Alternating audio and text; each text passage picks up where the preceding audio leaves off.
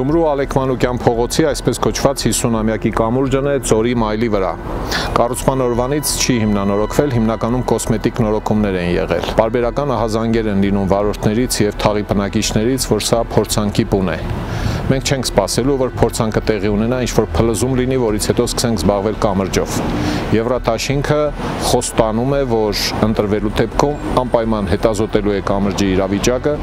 եւ հիմնանորոգելու է այն։ Հարգելի համաքաղաքացիներ, մարտի 30-ին անպայման մասնակցեք Գյումրու ավական վարտահերթ ընտրություններին եւ ձեր քվեն տվեք Եվրատաշինքին։ Քվեաթերթիկ համար 6։ Մենք մեր խոսքի տերն ենք։ Լավագույնը մեր քաղաքի համար ենք անելու։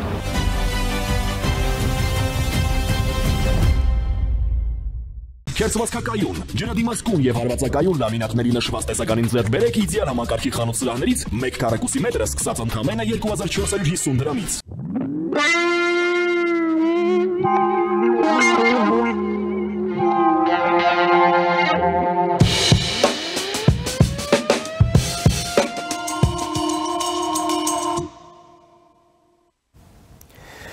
Ողջույն հարգարժան տիկնայք եւ պարոնայք, առաջին լրատվականի եթերում Մեհրաբյան օնլայնն է, ես Ռուբեն Մեհրաբյանն եմ։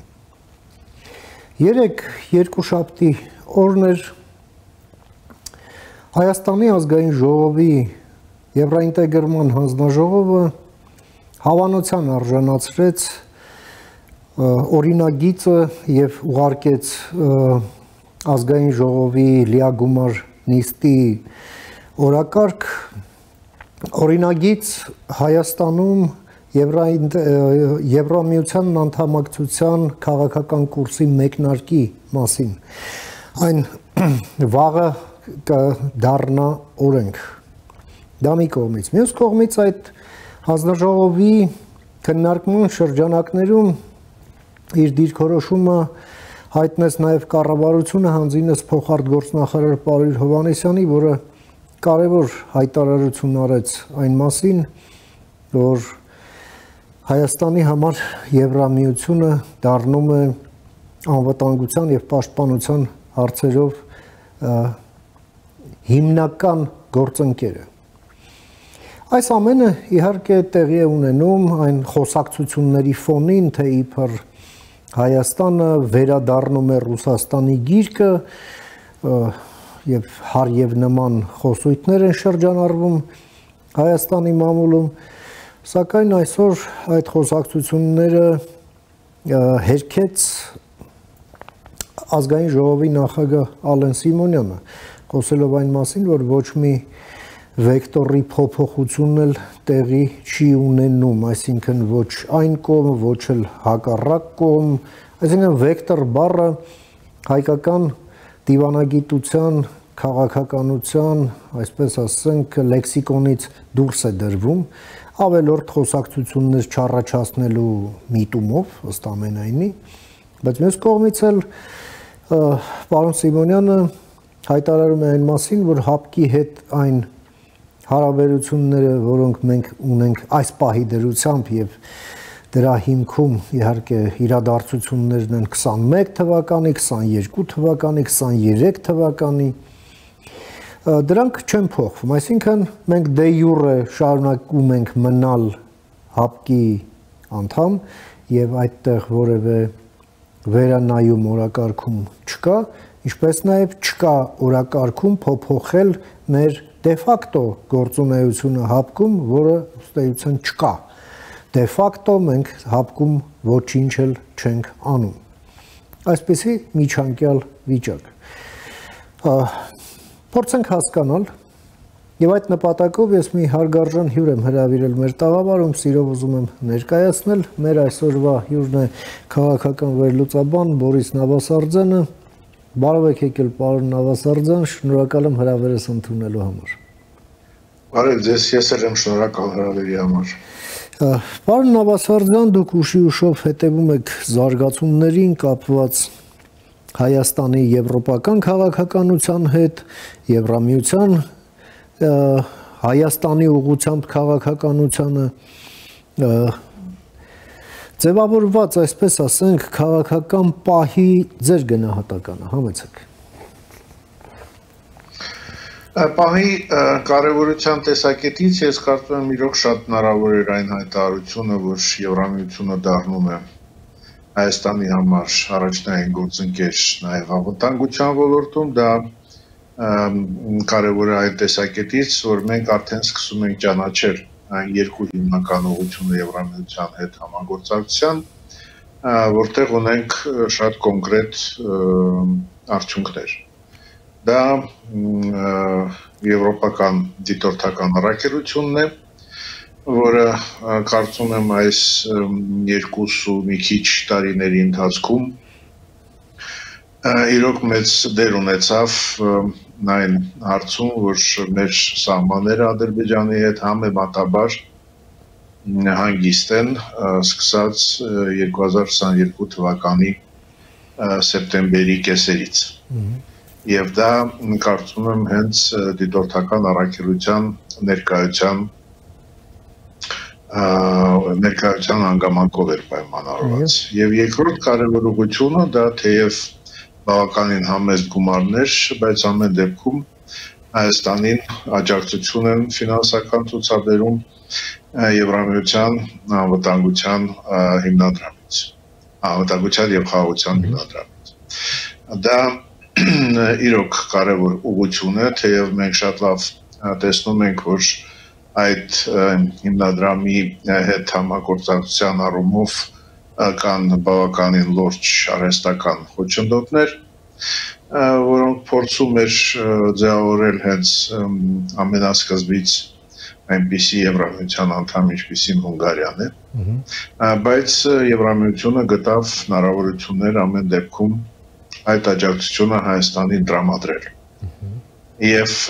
կարծում եմ բացի այդ ուղղություններից, որոնք անմիջապես անվտանգության հետ են կապված, ինքը հանգամանքը, որ Հայաստանի Հանրապետությունը ամրապնդում է քաղաքական կապերը Եվրամիության հետ, գոնե մտադրությունների մակարդակով, ինքը այդ փաստը նույնպես ինչ որ չափով կարելի ասել նպաստում է նաև ազգային անվտանգության հարցերի, հաշվի առնելով, որ ժամանակակից աշխարհում գործընկերներ ունենալը եւ հավատարիմ գործընկերներ ունենալը նույնպես անվտանգային ոլորտի հետ առնչվող գործոն է եւ մնում է, որ այդ գործընկերությունը իրոք ստանա պրակտիկ դրսևորումներ եւ շուտով կամ արդեն կարելի ասել լրացել է 4 տարին, ինչ գործողության մեջ է մտել շրջանակային պայմանագիրը Եվրամիության եւ Հայաստանի միջև, որը եւ համապարփակ գործընկերության համաձայնագիրը, եւ շատ կարեւոր է, որպեսզի այն դրույթները, որոնք կան եւ որոնք կարելի ասել ձևավորում են ամբողջական օրակարգ Հայաստանում տարբեր ոլորտներում բարեփոխումների, հնարավորինս արագ իրականություն դառնան։ Մենք նաև ձեզ հետ պարոն Մehrabian զրույցների ընթացքում մի քանի անգամ նշել ենք, որ առայժմ կատարողական, այսպես ասենք, բավականին ցածր է։ Չի անցնում լավագույն դեպքում 50%-ից։ Եվ եթե մենք խոսում ենք գործընկերության մասին, որը նաև անվտանգային գործոն է, անհրաժեշտ է, որպեսզի եղած օրակարգերը եւ ձևաչափերը համագործակցության հնարավորինս արդյունավետ եւ արագ իրագործվեն, մանավանդ որ գնում են բանակցություններ արդեն բավականին երկար եւ ես կասեի նույնիսկ ձգձգված գործընկերության նոր օրակարգի մասին Եվրամիության հետ կային խոսակցություններ դեռ անցած տարի, որ կարող է հուլիսին այդ փաստաթուղթը պատրաստ լինի ստորագրման, սակայն ինչպես ես նշեցի, դրա հետ էլ կա ձգձգում եւ եթե մենք իրոք տրամադրված ենք խորացնել գործընկերային հարաբերությունները Եվրամիության հետ, անհրաժեշտ է, որ եւ արդեն եղած եւ գործողության մեջ մտած պայմանագիրը իրականացվի եւ հնարավորինս արագ հաստատեցվի այն նոր օրակարգը, որը կարծում եմ բնականորեն շարունակություն է հանդիսանում Եվրամիության հետ մեր համագործակցության արդեն սկսած 97 թվականից, եւ առաջին կողմանի պայմանագիրը ստորագրվեց։ Սա է, կարծում եմ, պահի կարևորությունը, ինչ վերաբերում է վեկտորների մասին խոսակցության, ապա իհարկե մենք կարող ենք անընդհատ կրկնել, որ վեկտորներ չեն փոխվում, կարող ենք ընդհանրապես վեկտոր բառը չօգտագործել, բայց շատ կոնկրետ զարգացումներ, որոնք ուղղակի անհրաժեշտ են եւ անխուսափելի են, եթե Հայաստանի Հանրապետությունը մեկնարկ է տալիս Եվրամիության անդամակցության։ Եվ դա նշանակում է, որ Հայաստանը պետք է նաև ունենա ծրագիր, ունենա ճանապարհային քարտեզ, ոնց ուզում եք կոչեք, բայց պետք է լինեն նաև պատկերացումներ, ինչպես է Հայաստանի Հանրապետությունը ազատվում այն պարտավորություններից, որոնք խոչընդոտում են Հայաստանի անդամակցությանը, Եվրամիությանը եւ նույնիսկ բացառում ինչ-որ տեղում եւ նույնիսկ միջանկյալ քայլեր։ Այո։ Քանի որ այդ քայլերը կարող են սկսվել նրանից, որ Հայաստանը կմտնի ազատ գոտի Եվրամիության հետ, նույն ազատ գոտին, որին կարող էր արդեն անդամակցել 2013 թվականից, բայց փաստորեն հրաժարվեց այդ հնարավորությունից, այդ շանսից։ Հիմա եթե մենք այդպիսի օրենք ենք ընդունում, ես հուսով եմ, որ խորհրդարանի անդամները կքվեարկեն դրա օգտին, մեծամասնությունը նկատի ունեմ, դա նշանակում է, որ մենք պետք է պատրաստվենք նաև այն քայլերին միջանկյալ, որոնք տանում են այդ ուղղությամբ եւ կրկնում են առաջին քայլը դա ազատ գոտի մտնելն է Եվրամիության հետ, իսկ արդեն ազատ առևտրային հարաբերությունները Եվրամիության հետ ենթադրում են, որ մենք չենք կարող դրանք համատեղել այն պարտավորությունների հետ, որ ունենք Եվրասիական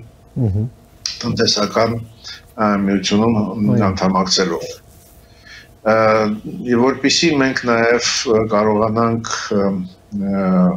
ձևավորենք կամ ամրացնենք մեր հեղինակությունը որպես վստահելի գործընկեր, դա նշանակում է, որ այն երկրները, որոնց հետ մենք ունենք որոշակի համագործակցություն եւ պարտավորություններ Եվրասիական միության շրջանակներում, այդ երկրների հետ պետք է զուգահեռաբար գնան բանակցություններ, ինչպես ենք մենք մեր հարաբերությունները տեղափոխում այլ ռեժիմ։ Դա չի նշանակում թշնամություն այդ երկրների հետ, բայց ռեժիմը հարաբերությունների հետ հիմնականում տնտեսական ոլորտում բնականաբար պետք է փոխվի եւ այդ ուղղությամբ, ինչպես ես նշեցի, պետք է լինեն անհրաժեշտ հետազոտություններ, ուսումնասիրություններ եւ գտնվեն լուծումներ։ Հուսով եմ, որ այդ ճանապարհը դեպի Եվրամիություն, որը ունի նաեւ միջանկյալ, ինչպես ես նշեցի, փուլեր, կզուգակցվի նաեւ այլ գործընկերների հետ հարաբերությունների հաստատեցմամբ։ Այսինքն մեկ process-ը մյուսի հետ սերտորեն փոխկապակցված է եւ մեկը առանց մյուսի չի ստացվում։ Կարծում եմ դա է հիմնական նպատակը, որը պետք է իրականացվի մեր կառավարության եւ իշխանական այլ օղակների կողմից։ Պարոն Նավասարդյան, այս ամենին զուգահեռ մենք նաեւ զուգահեռ այն բանակցային process-ին, որն ընթանում է Հայաստանի եւ Ադրբեջանի միջև, հատկապես սկսած այն պահից, երբ պաշտոնական Երևանը եւ պաշտոնական Բաքուն հայտարարեցին, որ խաղաղության պայմանագրի տեքստի համաձայնեցման գործընթացն արդեն իսկ ավարտված է, ինչը ըստ էության Բաքվի կողմից ամենևին էլ չընկալվեց որպես արագ անցում դեպի արդեն բուն ստորագրման այդ ամեն ինչի, մենք տեսանք հավելյալ նախապայմաններ եւ այլն, այդ ամենը արդեն հայտնի է, բայց մենք տեսանք ռուսական կողմի այսպես ակտիվացում, այդ հիբրիդային պատերազմի ուժգնացում, վերածնվեց Օվերչուկը, վերածնվեց Ռուսաստանի ցանկությունը երրակողմ ձևաչափ տեղափոխել, ինչ որ պահի էլ նաև երբ հայտնի դարձավ, որ Ալիևը մայիսի 9-ին լինելու է Մոսկվայում, որ իսկ ինչու՞ չէ բերեք հենց Մոսկվայում ստորագրենք, նման խոսակցություն կարճ ժամանակ եկավ գնաց, այսպես ասենք, եւ իհարկե նաեւ Շոյգուի այդ գրեթե սպառնալիքը, որ նայեք անդամակցություն Եվրամիությանը նշանակում է, որ դուք էլ պետք է պատժամիջոցների մեջ պատժամիջոցներ ապահովեք ընդդեմ Ռուսաստանի, ձեր տնտեսությունը 40%-ն իր կկորցնի եւ այդպես շարունակ։ Մյուս կողմից էլ մենք տեսնում ենք, որ ասենք վերջին մի քանի օրերի ընթացքում արդեն Արարատ Միրզոյանի եւ Սերգեյ Լավրովի միջև է տեղի ունենում հեռախոսային խոսակցություն, այսպես փորձ է արվում նաև գոնե ֆորմալ կոնտակտները պահպանել, հա, այսպես ասենք, եւ իշխանության ներկայացուցիչներն էլ խոսում են այն մասին, որ դե մենք հո չենք խնդիր դնում գնալ կոնֆլիկտի եւ այլն։ Այսպես այս համատեքստում, հա, Հայաստանի եվրոինտեգրման համատեքստում հայ-ռուսական հարաբերությունները ներկայումս ինչպիսի փուլում են գտնվում ձեր գնահատականով, համեցեք։ Ես կոչ կանեի, որպեսզի մենք տարանջատենք տարբեր տեսակի մեկնաբանություններ կոնկրետ գործողություններից, որոնք անհրաժեշտ են։ Այո։ Եվ այդ առումով շարունակելով այն միտքը, որ Եվրամիության անդամակցությունը կամ որոշակի փուլեր, որոնք տանում են այդ ճանապարհով, ենթադրում են հստակեցում հարաբերությունների այլ գործընկերների հետ, որոնց առջև մենք ունենք պարտավորություններ։ Եվ ամենամեծ ծավալը այդ պարտավորությունների Հայաստանը ունի հենց Ռուսաստանի հետ։ Այսինքն, եթե մենք խոսում ենք վերանայման, հստակեցման մասին, ապա դա ենթադրում է նաև խորը եւ ազնիվ երկխոսություն։ Եվ այդ առումով ես կարծում եմ երկխոսությունը Ռուսաստանի հետ, եթե այն ազնիվ եւ կոնկրետ է եւ հստակ ռազմավարության մաս է կազմում, չպետք է դիտարկվի որպես այլընտրանք, հա, Եվրամիության հետ հարաբերությունների խորացման, այլ դրանք իրար հետ զուգահեռ ընթացող գործընթացներ պետք է լինեն եւ հենց այդպես պետք է ձևավորվի Հայաստանի արտաքին քաղաքականության ռազմավարությունը։ Անում է համոզվել, որ դա այդպես էլ տեղի ունենում, այլ ոչ թե մենք եվրոպական ուղղությամբ համոզում ենք, որ մենք հավատարիմ ենք այդ եվրոպականացման կամ եվրոպական ինտեգրացիայի ճանապարհին, իսկ Ռուսաստանին համոզում ենք, որ դեռ ոչ մի բան չի փոխվել, մենք շարունակում ենք մնալ նույն գործընկերը Ռուսաստանի հետ։ Այդպես չի ստացվում, հա։ Այդ եւ-ը, որը միշտ էլ օգտագործվել է որպես բանաձև, իրականությունից շատ է հեռու կամ ընդհանրապես իրականության հետ որևէ կապ չունի։ Այդ եւ-ը հնարավոր էր այն ժամանակ, երբ Հայաստանը Եվրասիական միության անդամ չէր եւ կարող էր ստորագրել ասոցիացիան համաձայնագիր։ Այդ դեպքում դա կլիներ եւ-եւ։ Երբ մենք ունենք եւ Ռուսաստանի եւ Եվրամիության հետ ազատ առևտրի մասին պայմանագրեր, որոնք իրար չեն խանգարելու։ Սակայն մաքսային միության մեջ մտնելը, որը հիմքն է Եվրասիական միության, արդեն խորը եւ սկզբունքային հակասությունների մեջ է մտնում Եվրամիության հետ հարաբերությունների կարգավիճակի, ֆորմալ կարգավիճակի փոփոխման։ Սա առաջին պահը։ Երկրորդ պահը կապված է հայ-ադրբեջանական այդ բանակցային գործընթացի հետ եւ խաղաղության համաձայնագրի կամ պայմանագրի, ես չգիտեմ որ բառն է հիմա ավելի ճիշտ օգտագործել, ես երբեք մեծ տարբերություն երկուսի մեջ չեմ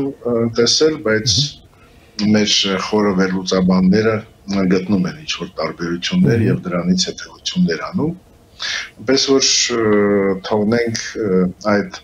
կարծում եմ անիմաց եւ դատարկ խոսակցությունը մի կողմ եւ խոսենք այն փաստաթղթի մասին, անկախ նրանից ոնց է կոչվելու Հայաստանի եւ Ադրբեջանի միջեւ, որը պետք է նաեւ հաստատի խաղաղություն մեր տարածաշրջանում։ Եվ ինչպիսին է դերը այստեղ Ռուսաստանի։ Երբ խոսակցություն էր գնում տեքստերի համաձայնեցման մասին, բայց միևնույն ժամանակ մենք լսեցինք Բաքվից հայտարարություններ, որ դա դեռ չի նշանակում, որ մոտակա ժամանակ ստորագրվելու է, կար վարկած կամ ձևավորվեց վարկած, որ Ադրբեջանը հետաձգում է գործընթացը այն պատճառով, որ չի ցանկանում դժգոհ թողնել Ռուսաստանին։ Այսինքն, եթե այսօրվա տեսքով փաստաթուղթը ստորագրվում է Բաքվի եւ Երևանի միջեւ, դա նշանակում է, որ այն եռակողմ ձևաչափը, որը մենք ունեցանք 44 օրյա պատերազմից հետո, ինքը փաստորեն անհետանում է, այլևս չի լինելու։ Թեև ֆորմալ առումով այն բոլոր եռակողմ հանձնաժողովները, որոնք ձևավորվել են, ֆորմալ առումով դեռ կան, գոյություն ունեն։ Եվ Ադրբեջանը չի ցանկանում, որպեսզի Մոսկվայում երկկողմանի համաձայնությունները մեր երկրների միջև ընկալվեն որպես Ռուսաստանին դուրս թողնելու միտում։ Այո։ Եվ դա բերվում էր որպես պատճառ, ինչու Երևանի առաջարկությունը պայմանավորվել արդեն վայրի մասին, թե որտեղ պետք է ստորագրվի, գտավ բավականին լուրջ դիմադրություն Բաքվի կողմից։ Ես հակված չեմ մտածել, որ դա հիմնական պատճառն է, ինչու Ադրբեջանը խոսափում է կոնկրետ պլանավորումից, ստորագրության հետ կապված, թեև որպես երկրորդական պատճառ, միգուցե որպես զգուշավորություն Բաքվի կողմից կարող է լինել նման հանգամանք, բայց ամեն դեպքում հիմնական պատճառը ըստիս այն է, որ Ադրբեջանը փորձում է այդ ամբողջ գործընթացից Հայաստանի հետ կապված հնարավորինս շատ բան փոխել։ Եվ այդ պատճառով ի հայտ են գալիս նոր եւ նոր նախապայմաններ, որոնց մի մասը հնչեցված է, մի մասը կարծում եմ դեռ ոչ, գոնե պաշտոնական մակարդակով, բայց մենք կարող ենք կռահել, թե դա ինչ է նշանակում եւ կռահելու համար բավարար է ծանոթանալ այն վերլուծական նյութերից, որոնք արտադրվում են այն ուղեղային կենտրոնների կողմից, որոնք անմիջապես աշխատում են կամ նույնիսկ մաս են կազմում, կարելի է այդպես ասել,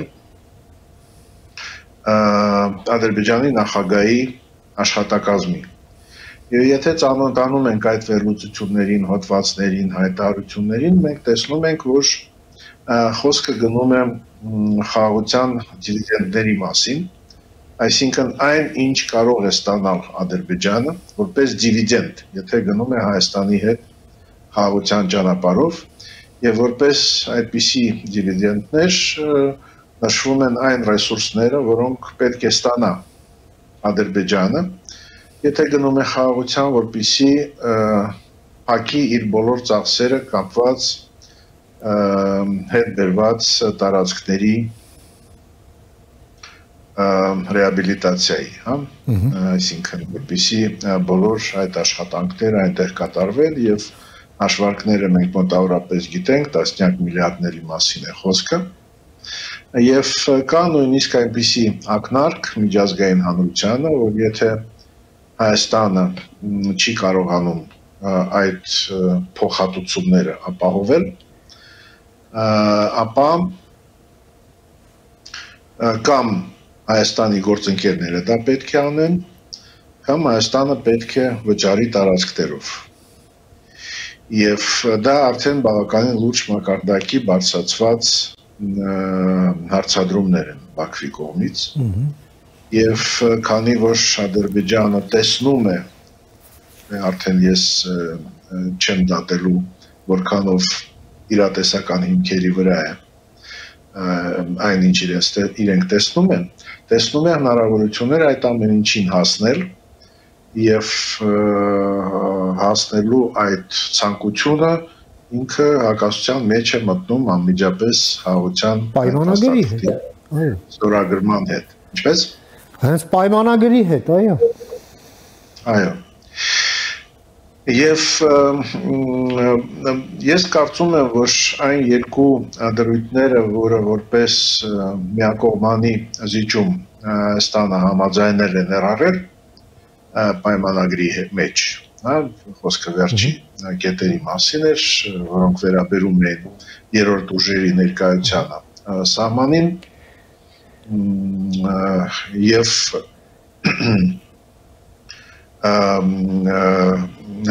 եւ հրաժարումը այն այցերից, որոնք ներկայացված են միջազգային դատական ատյաններում։ Ես կարծում եմ դա միակողմանի զիջում է Հայաստանի կողմից եւ այդ երկու կետերը, որոնք զիջում են Հայաստանի կողմից, իրենց պրակտիկ նշանակությամբ ոչ մի բանով չեն տարբերվում այն նախապայմաններից, որոնք 17 կետերից դուրս են ներկայացնում Ադրբեջանը։ Նրանց տարբերությունը կայանում է միայն նրանում, որ այդ երկու կետերը 17-ից նրանք մշտական գործող պարտավորություններ են փոխադարձ, իսկ մնացած նախապայմանները միանգամյա որոշման հարց են, ասենք սահմանադրության փոփոխություն կամ Մինսկի խմբից հրաժարում, եւ շարքը կարելի է շարունակել։ Եվ դա է միակ պատճառը, ինչու, ասենք, Ադրբեջանի պարագայում չկա պահանջ, որպեսզի դա էլ դառնա պայմանագրի մաս, քանի որ միանգամյա գործողություններ են եւ իմաստ չունի այն դնել այն փաստաթղթի տեքստում, որը կարգավորում է երկու երկրների միջև տևական հարաբերություն։ Բայց ըստ Ադրբեջանի հայտարարությունների դրանք նույնքան պարտադիր են, որքան 17 կետերը, որոնք անմիջապես կան տեքստում։ Եթե այդպես է, ապա իրոք մենք ունենք բավականին լուրջ խնդիրներ կապված այդ պայմանագրի հետ, եւ ես կգնահատեի հնարավորությունը պայմանագրի ստորագրման բավականին ցածր, գոնե մոտակա տարիների համար, քանի որ այն բոլոր ակնկալիքների կատարելը Հայաստանի կողմից, որը կա Բաքվում, կնշանակի լուրջ հարված Հայաստանի պետականությանը, ներառյալ, ասենք, սահմանադրության փոփոխության հետ կապված հարցը։ Եվ դա նշանակում է, որ մենք չպետք է խաղաղության հեռանկարը այսօր գոնե կապենք այդ փաստաթղթի ստորագրման հետ։ Եվ անհրաժեշտ է աշխատել այլ ուղղություններով, բնական եւ պարտադիր ուղղությունը դա անվտանգության երաշխիքների ամրապնդումն է եւ արտաքին գործընկերների հետ հարաբերությունների սերտացման եւ սեփական անվտանգային ռեսուրսների ավելի բարձր մակարդակի հասցնելու այդ գործոնը։ Եվ այստեղ բնականաբար շատ կարևոր է, թե ինչպիսի դերակատարություն կունենան տարբեր միջազգային խաղացողներ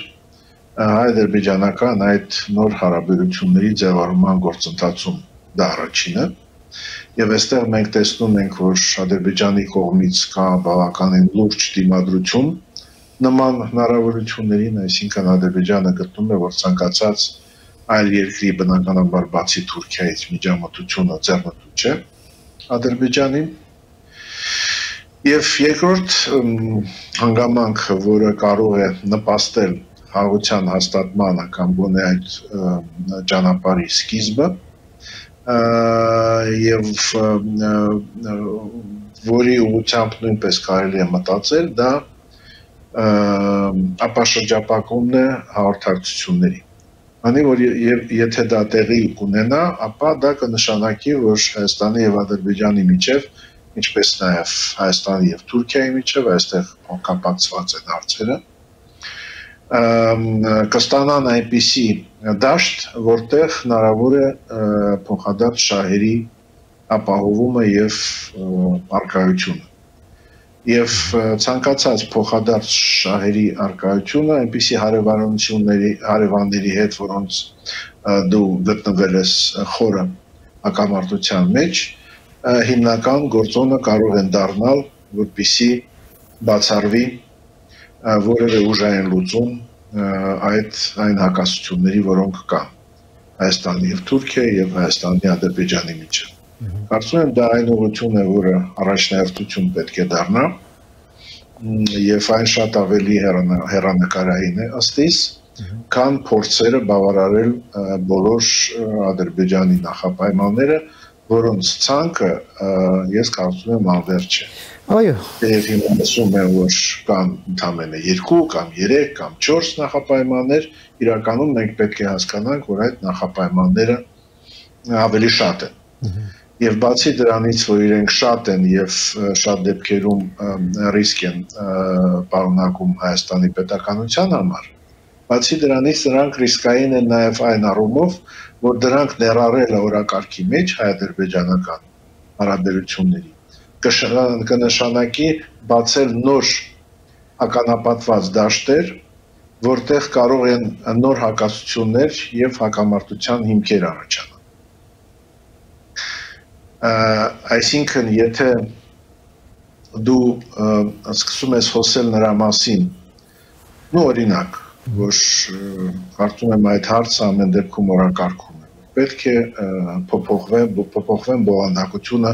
տեսենք պատմության դասագրքերի։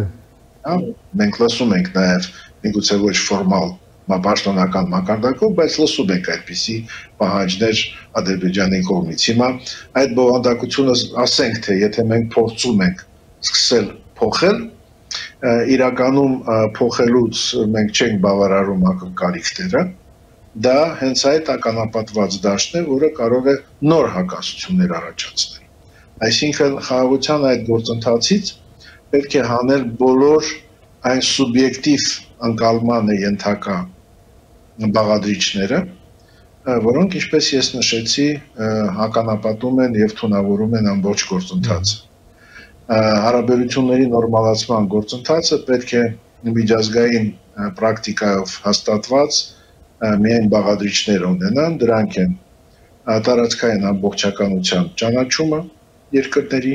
դրանք են ներքին գործերի մեջ չխառնվելու հանգամանքը, դրանք են դիվանագիտական հարաբերությունները, դրանք են սահմանների բացումը,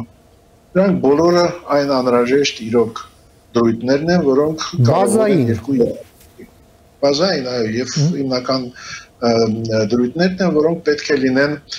երկրների նորմալ հարաբերությունների համար։ Իսկ այն, ինչ մեզ դուր չի գալիս Ադրբեջանում կամ Ադրբեջանում դուր չի գալիս մեզ մոտ, դրանք սուբյեկտիվ տիրույթում են գտնվում եւ դրանց ձեռք տալը այսօր ընդհանրապես անիմաստ։ Սա իմ համոզմունքն է եւ կարծում եմ, որ ամբողջ բանակցային գործընթացում եւ նաեւ միջազգային հանրության ներգրավմամբ մենք պետք է դարձնենք այն մոտեցումների սկզբունքների հիմք, որը պետք է ի վերջո տանի այն ուղղությամբ, որը մենք ցանկանում ենք, այսինքն հաստատել նորմալ եւ խաղաղ հարաբերություններ մեր հարևանների հետ։ Շատ շնորհակալ եմ, պարոն Նավասարդյան, ձեր այս բովանդակալից եւ չափազանց կարևոր դիտարկումները եւ եզրակացությունները մեր հեռուստադիտողին ներկայացնելու եւ ձեր ժամանակից մեր եթերին հատկացնելու համար։ Շնորհակալ եմ։ Ես եմ շնորհակալ այդ հնարավորության համար։ Հաջողություն։ Հա, մենք զրուցեցինք մեր գործընկեր քաղաքական վերլուծաբան Բորիս Նավասարդյանի հետ։ Կարճ դադարից հետո կվերադառնանք, մնացեք առաջին լրատվականի հետ։